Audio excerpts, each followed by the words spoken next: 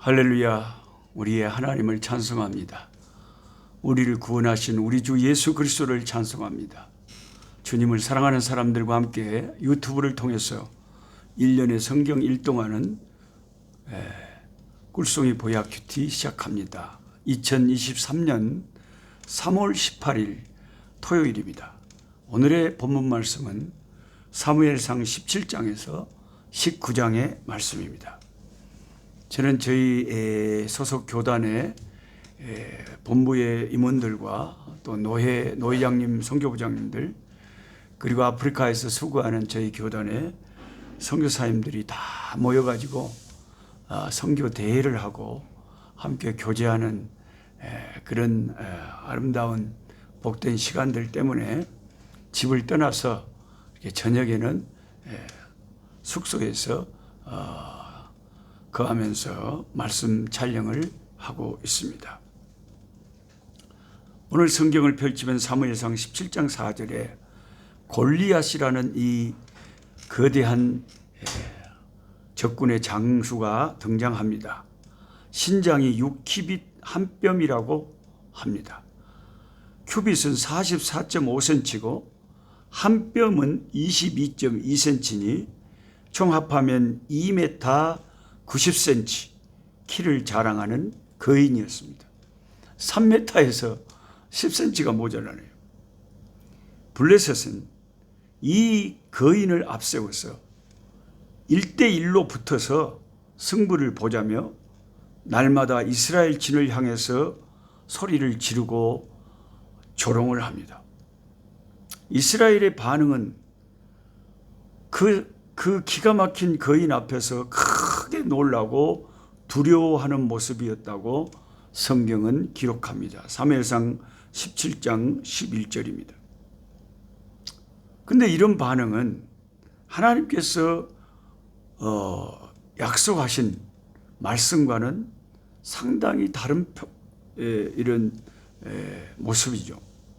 여호수아서를 한번 읽어보겠습니다. 여호수아 23장 9절에서 11절 보면 이는 여호와께서 강대한 나라들을 너희 앞에서 쫓아내셨으므로 오늘까지 너희에게 맞선 자가 하나도 없었느니라.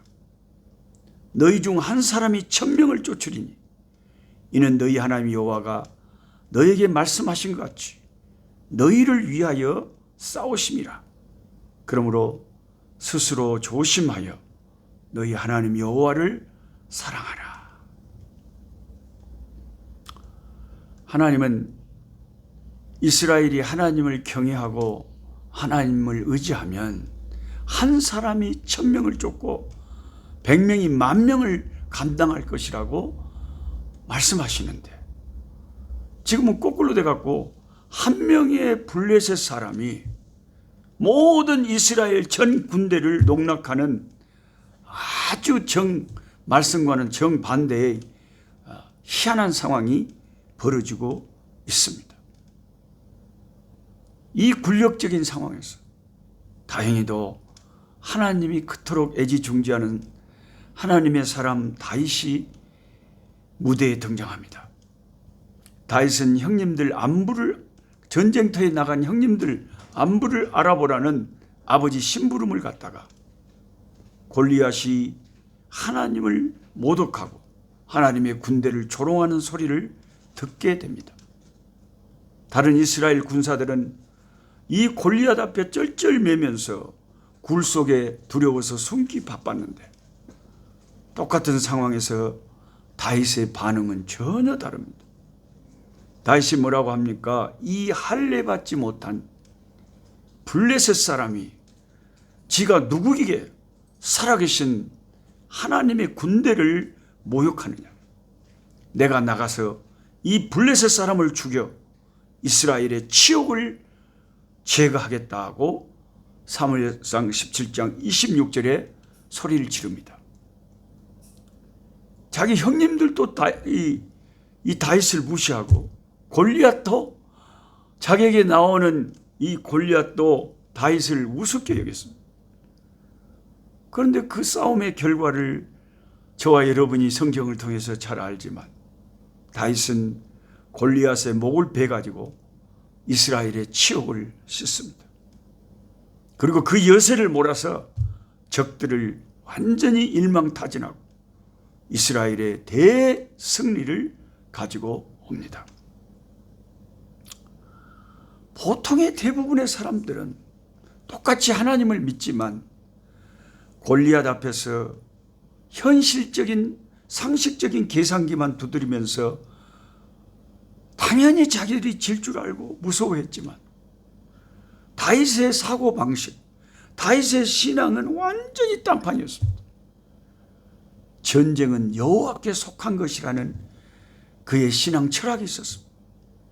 전쟁은 여호와께 속한 것이기 때문에 하나님께서 승리를 주신다면, 하나님을 의지한다면 승산이 있다고 확신을 한 것입니다. 현실의 무서운 상황 속에 주눅들지 않고 하나님을 의지하는 믿음의 깃발을 높이 들고 다윗은 골리앗에게 나아간 것입니다. 확실히 보통의 우리들과는 너무나 그 믿음의 간덩어리가 다른 겁니다. 우리가 그 용감한 사람들을 보면 간덩이가 부었다 그러잖아요. 다윗은 믿음의 간덩이가 부은 사람 같아요. 저와 여러분 같아도 시방 골리앗 같은 2m 90cm짜리 장수가 나와서 그냥 난리를 쳐버리면 웜에 이걸 어찌했을까 하고 다 도망갈 거 아닙니까? 저는 제 자신의 양심껏 생각해 볼 때 아마 나도 속으로는 참 치욕감과 모욕감을 느끼겠지만 내가 골리앗 앞에 맞설 용기가 있을까? 아무도 못 나섰는데 저도 그 전쟁터에 같이 있었더라면 저도 못 나섰을 것 같아요. 왜냐하면 제 자신을 가만히 신앙생활하는 걸 보니까 골리앗이 아니더라도 우리 현실 앞에, 내 인생 앞에 골리앗 같은 어려움들이 닥치면 그걸 내가 감당을 못 하더라고요. 완전히 쫄아버리더라고요. 굴에 숨느라고 정신이 없더라고요. 어떻게 하면 다윗과 같은 그런 간덩이가 붓는 것 같은 그런 담력을 가질 수가 있을까요? 하나님이 제일 좋아하는 것은 믿음인데 믿음이 없이는 하나님을 기쁘시게 못하는데 네 믿음이 크도다. 네 믿음대로 될지어다. 다윗은 골리앗을 이길 수 있다는 믿음이 있었기 때문에 하나님이 그 믿음대로 되게 하신 거거든요. 근데 문제는 우리에게는 그런 큰 믿음이 있지 않다는 것. 그게 이제 안타까운 거죠. 우리가 매일 이렇게 말씀 앞에 서는 것도, 말씀을 붙잡는 것도, 말씀을 묵상하고 다시 생각하는 것도 내 믿음을 키우기 위해서 이 말씀 안에서 믿음이 자라는 거죠. 믿음은 들음에서 나고 들음은 그리스도의 말씀으로 말미암기 때문에 말씀 때문에 믿음이 자라는 거죠. 왜 하나님이 다윗을 그렇게 싸고 돌고 그냥 애지중지하는지를, 총애할 수밖에 없는지를 성경을 읽으면서 고개가 끄덕여지지 않습니까? 참 다윗 대단하다. 어떻게 이런 믿음을 가졌을까? 물론 하나님이 보이지 않는 그 무대 뒤에서 엄청나게 소년 다윗을 준비시키셨죠. 그 거인 골리앗을 만나기 전에 다윗은 이미 골리앗보다 더 싸나운 사자, 곰, 그런 맹수가 달려들어서 자기가 치는 양떼들을 공격할 때 물맷돌로 던져서 곰과 사자를 잡는, 골리앗보다 더 무서운 맹수를 쓰러뜨린 그런 준비된, 훈련된 소년이었습니다.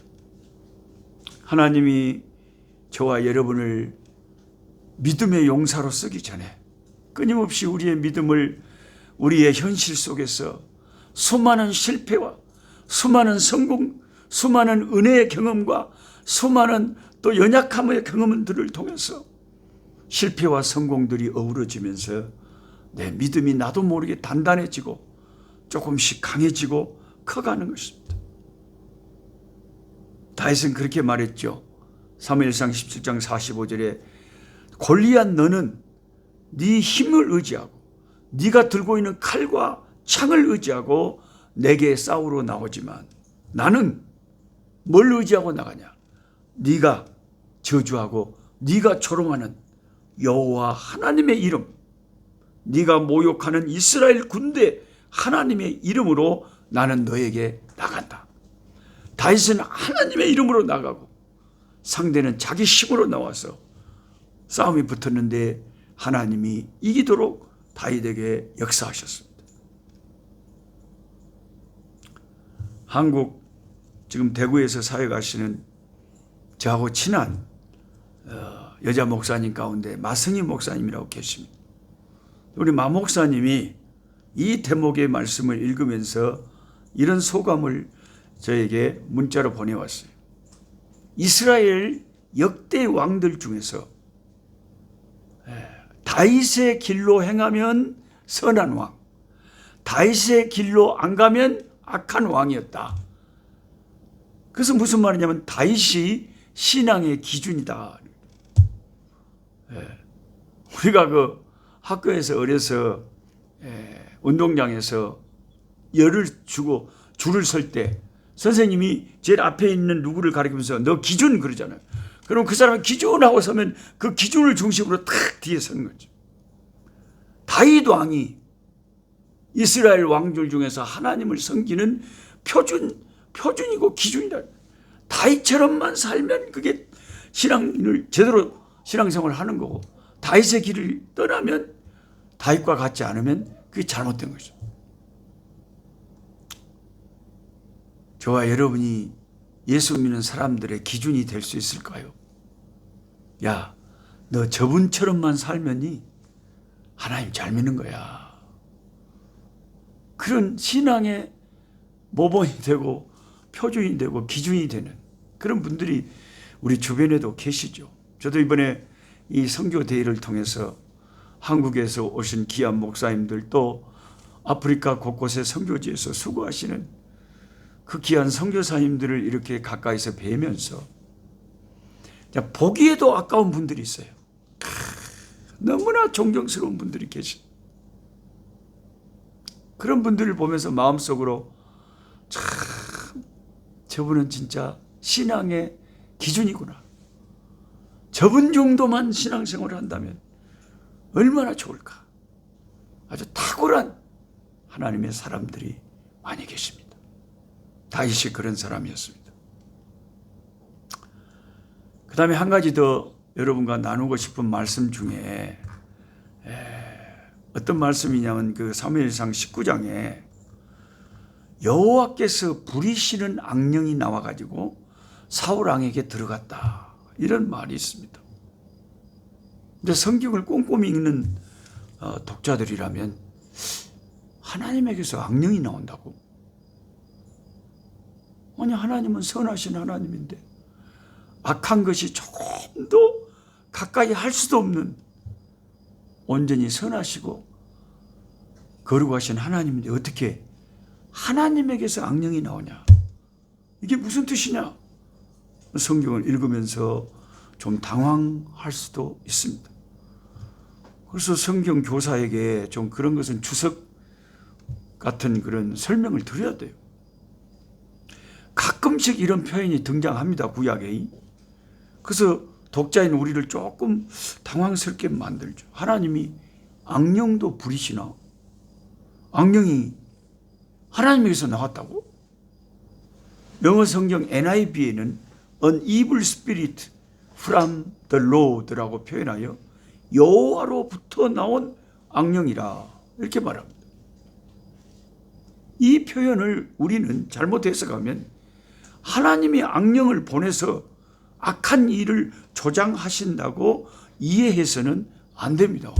이렇게 오해하면 안 됩니다. 하나님은 빛에 거하시고 불의한 것과 전혀 상관이 없는 온전히 거룩하시고 온전히 선하신 하나님이십니다. 하나님은 거룩하시며 정결하신 하나님. 그렇다면 하나님이 부리시는 악령이라는 이 한국어 성경의 의미를 우리는 어떻게 이해해야 할까요? 그것은 악령도, 쉽게 말하면 마귀도, 그 어떤 존재도 하나님 위에 있지 않고 하나님의 주권 밖에 있지 않고 하나님 발 아래에 있으며 하나님의 통치권 안에 있다는 그런 하나님의 주권을 강조하는 표현으로 이해를 해야 된다는 거예요. 그래서 성경의 모든 말씀을 종합해서 그 문맥을 해석을 해야지, 그거 하나만 딱 따와가지고 하나님 앞에서 악령이 나와, 하나님에게는 악한 것도 있어, 이래버리면 큰일 나는 거죠. 이 말씀은 하나님이 허락하시지 않으면 사탄이든 악한 영이든 지 마음대로 주님의 백성에게 들어가거나 주의 백성을 해롭게 할 수 없다는 뜻입니다. 욥의 경우에서 보듯이 하나님이 허락을 했기 때문에 사탄이 욥에게 그 인생의 고난의 풍파를 가져올 수가 있었지, 하나님이 허락하시지 않았다면 마귀가 욥을 어떻게 손을 댈 수도, 머리털 하나 상하게 할 수도 없었습니다. 육체를 가진 저와 여러분은 이 세상에 살면서 이 영계에서 일어나는 모든 하나님의 섭리와 그 거룩한 뜻들을 다 파악할 수는 없습니다. 그런데 한 가지 분명한 사실은 사탄도, 악령도, 귀신도 다 하나님 발 밑에 있다는 것입니다. 하나님 발 밑에 있던 악령이 사울에게 들어가니 사울에게서 악한 사탄의 모습, 살인자의 모습, 죄악된 모습이 나오고 머리가 깨질 듯이 아프고 하나님의 그 은혜스러운 성령의 역사는 다 떠나버린다. 그게 사울의 비극이죠. 성령으로 충만하면 예수님의 향기가 나오고 평강이 임하고 기쁨이 넘치고, 악령이 우리 가운데 임하면 마귀 모습이 그대로 드러나요. 우리는 늘 기도와 말씀과 찬양으로 하나님 앞에 하나님 앞에 내 영혼이 무장하고 깨어 있을 때, 성령으로 충만함을 늘 받을 때에 악한 영이 우리를 장악하지 못할 줄 안다. 공격은 할 수 있지만 우리가 믿음의 방패로 막아내면서 믿음으로 승리를 할 수가 있다는 것입니다. 이 영적인 싸움은 계속됩니다. 하나님 아버지, 오늘도 감사합니다. 아버지 하나님, 하나님의 말씀은 참 오묘하고 깊습니다.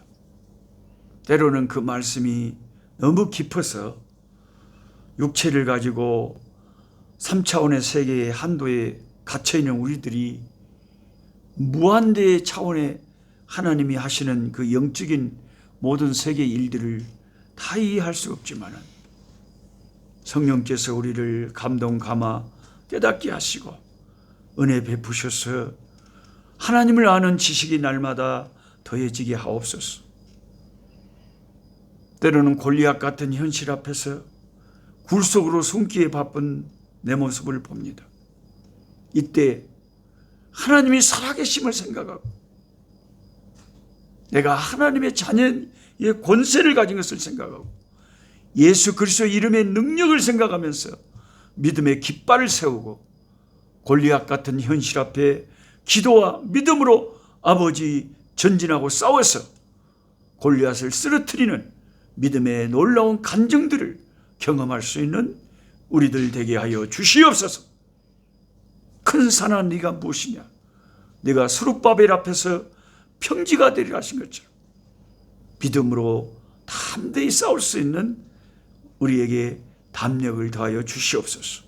예수님의 이름으로 기도하옵나이다. 아멘. 약한 자 힘주시고 강한 자 바르게 주한 자 정케함이 주님의 뜻이라. 해 아래 압박 있는 곳 주 거기 그